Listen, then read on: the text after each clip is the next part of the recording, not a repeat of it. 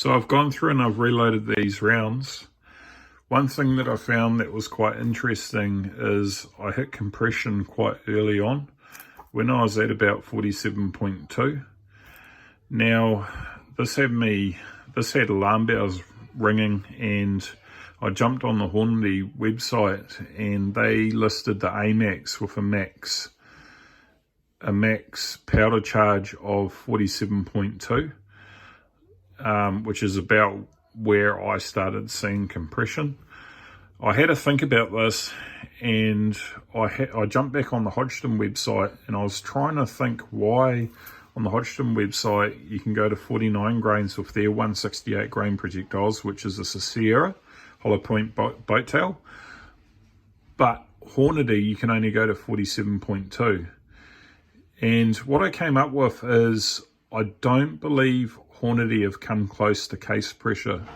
I believe what has happened is they've maxed out case capacity, and if you have a think about that, you can sort of figure out why. If you have a look on the Hodgdon website, at 49 grains, it's got a max pressure of 60,400. 60,400 isn't max pressure for a 308 case. Max pressure is 62,000. So even at 49 grains, I'm not quite at max pressure.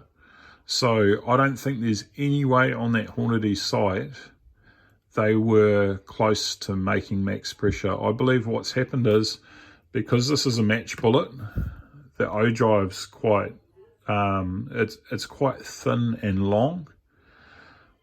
It'll have a longer projectile than it will the Sierra hollow point boat tail. So because I'm having to seat these in further, it's actually using my case capacity.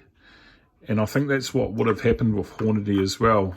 Hornady would have been using their own brass, and I know for a fact their brass is quite thick as well. It's a lot thicker than the Winchester brass.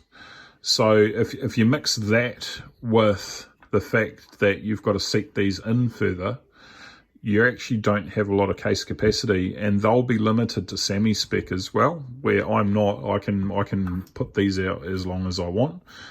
But keeping in mind, like these ones here, they'll fit inside my magazine, but only just, and that's at 2810. So if you have a look here, that's only just fitting then at 2810.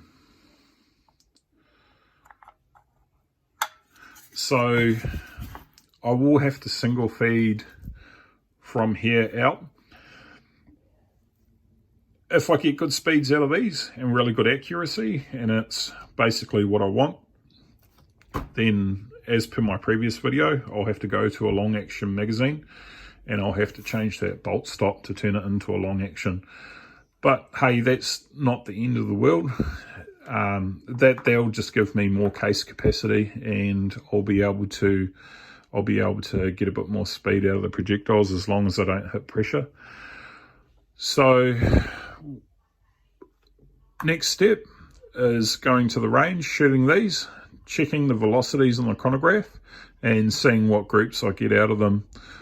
I don't think I'm going to hit pressure signs at all, but I could hit pressure signs maybe on the last couple or something like that, but I'll take my time, I'll be careful. But leave a comment down below if you think I'm going to hit pressure, and if you do think I am going to, at what stage do you think I'm going to see those pressure signs? It'll be interesting to get some feedback.